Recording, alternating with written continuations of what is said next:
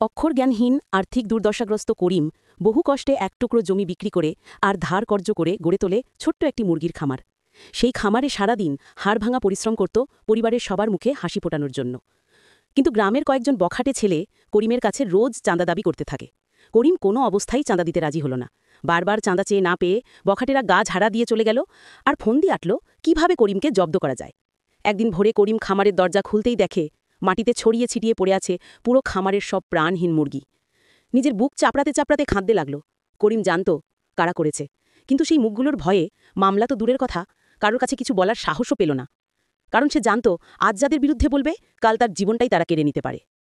সেই রাতে করিম খামারের ভাঙা দরজার পাশে বসে নিঃশব্দে একটা কথা ভাবছিল, যতদিন বেঁচে থাকি লড়াই থামাব না, পিছিয়ে যাব না। যখন সমাজ অন্যায়ের বিরুদ্ধে নীরব থাকে তখন দুর্বৃত্তরা আরও শক্তিশালী হয়। তাই বন্ধুরা, আজই এদের বিরুদ্ধে রুখে দাঁড়াতে হবে আমাদের।